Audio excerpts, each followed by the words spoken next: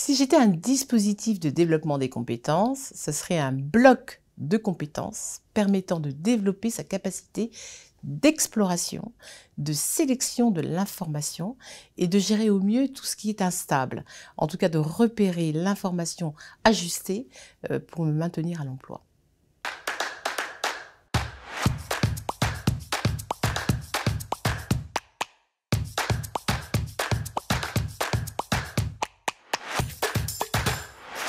L'employabilité et l'apprenance aujourd'hui sont très liées, intimement liées je dirais, puisque ça va demander un fort effort d'agentivité, c'est-à-dire de pouvoir d'agir, et en même temps aujourd'hui ça va être véritablement le mouvement qui va permettre à tout salarié de réenclencher une reconversion ou peut-être une mobilité.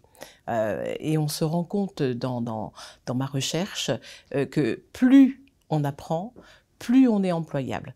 Et c'est vrai que c'était de rapprocher employabilité et apprenance, c'était fort intéressant parce que cela demande de l'adaptabilité, de l'anticipation, ce qui va être forcément aujourd'hui les deux capacités qui vont permettre aujourd'hui un maintien dans l'emploi. Et c'est ce que j'ai étudié à travers ma recherche scientifique, c'est que on doit mettre en avant ces deux axes, à savoir pouvoir d'agir, capacité, agilité, curiosité, qui vont contribuer à développer son apprentissage tout au long de sa carrière ou de son parcours professionnel. Et c'est vrai que c'est avéré que quand on peut imaginer rapidement se dire oui, plus on apprend, plus on est employable. Oui, mais il y a des éléments à intégrer dans cette dynamique. À savoir aujourd'hui de repérer si aujourd'hui on a un désir d'apprendre et comment on apprend. Alors ça aussi, et comment on désapprend, puisqu'au terme de cette société aujourd'hui du XXIe siècle, on est dans des transformations permanentes. Et en plus, rien n'est linéaire, tout évolue de manière assez complexe. Donc ça demande un surcroît, je dirais, de volonté pour comprendre son écosystème de travail, mais également aussi l'organisation. Et c'est vrai que l'employabilité est très liée à l'apprentissage. Et au regard d'aujourd'hui des politiques RH, ce serait de travailler avec l'ensemble des salariés sur comment aujourd'hui repérer dans quelle mesure ils pourraient apprendre et anticiper aussi les changements de leur emploi.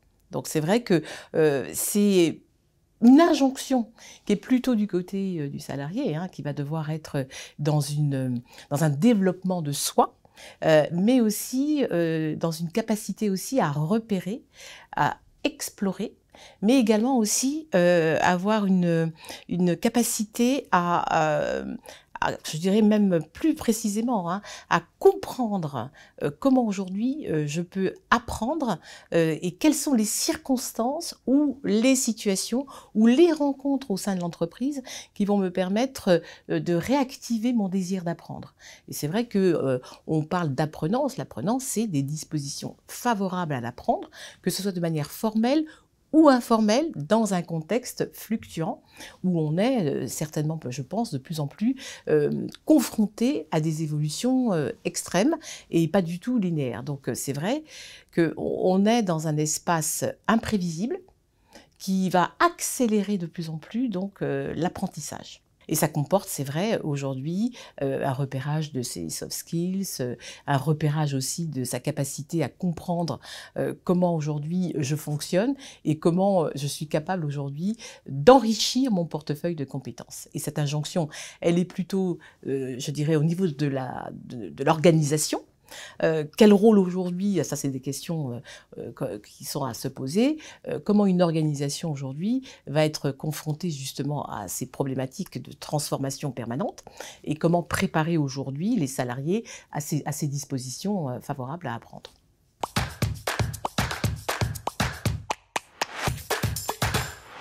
Les mécanismes de l'apprenance aujourd'hui, c'est déjà intérieurement, on va dire, c'est comment je mets en place cette mécanique d'apprentissage.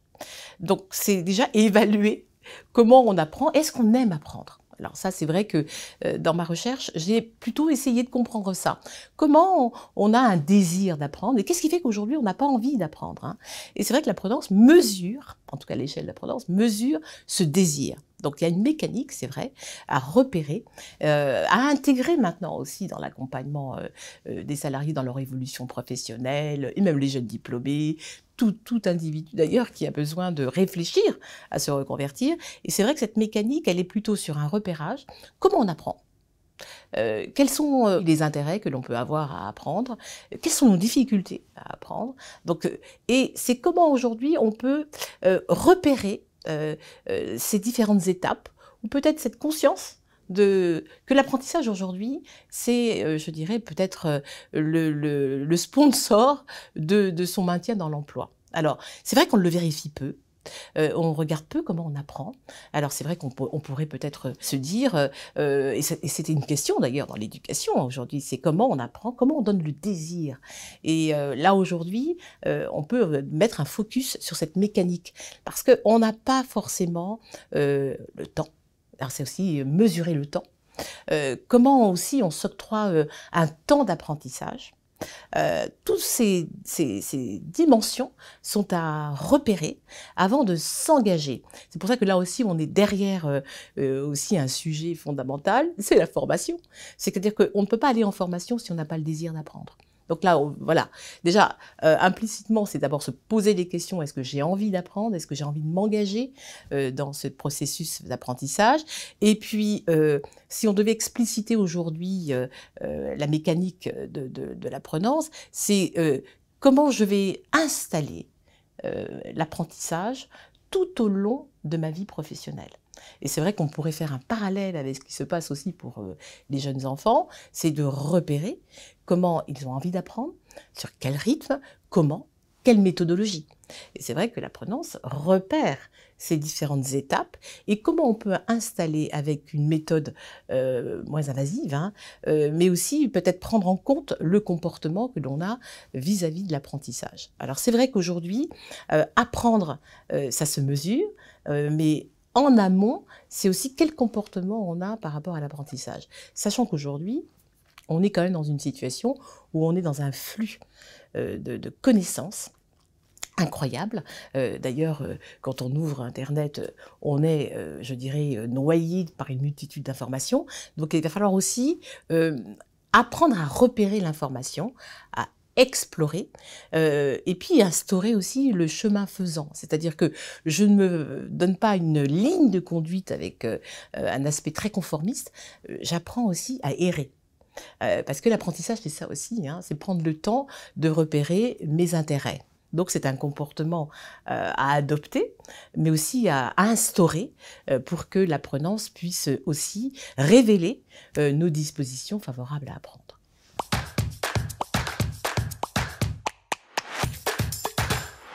Les soft skills sont des boosters pour l'employabilité et l'apprentissage, ça c'est clair et net, parce qu'aujourd'hui on est confronté vraiment à développer de plus en plus ces qualités comportementales. Alors pour vous donner l'idée aujourd'hui de ce qu'on peut envisager comme qualité comportementale, en fait je dirais soft skills, hein, puisque c'est aujourd'hui le terme un peu plus à la mode, mais enfin en tout cas comme comportement, c'est la curiosité, l'agilité, être force de proposition, et puis également l'anticipation. Et tous ces soft skills vont contribuer véritablement à booster sa carrière, à booster son employabilité, mais aussi son apprentissage, puisque ça va déclencher une mécanique, une dynamique favorable justement à l'apprentissage et à mieux repérer aussi ce que je peux apprendre et comment apprendre. Donc c'est vrai que les soft skills aujourd'hui sont des vrais boosters qu'on doit prendre en considération et qu'on doit repérer aussi lorsque l'on fait un état des lieux de ses compétences et qu'on a envie aujourd'hui d'intégrer un univers différent. Et ce sont ces soft skills là dont j'ai cité, donc adaptabilité, force de proposition, la curiosité bien entendu et l'anticipation, et sont aujourd'hui au cœur justement du changement, de la transition professionnelle. Et ça se travaille. hein, parce que ça doit être repéré aussi, hein, à quel moment j'utilise mes soft skills lorsque je suis dans une situation d'apprentissage. Comment aujourd'hui je suis capable de dire que je pourrais intégrer un univers totalement différent et apprendre et m'intégrer sans problème. Et il y a aussi le fait qu'il faut travailler au sein de son organisation de manière continue sur qu'est-ce qui m'intéresse. Est-ce que ça m'intéresserait de passer sur des cycles de formation, des mini-cycles de formation? Comment je pourrais instaurer ça dans mon activité professionnelle? Est-ce que je repère aujourd'hui, où je me mets dans des situations où je rencontre des personnes différentes dans mon organisation? C'est vraiment aujourd'hui un élément déterminant, les soft skills dans une carrière.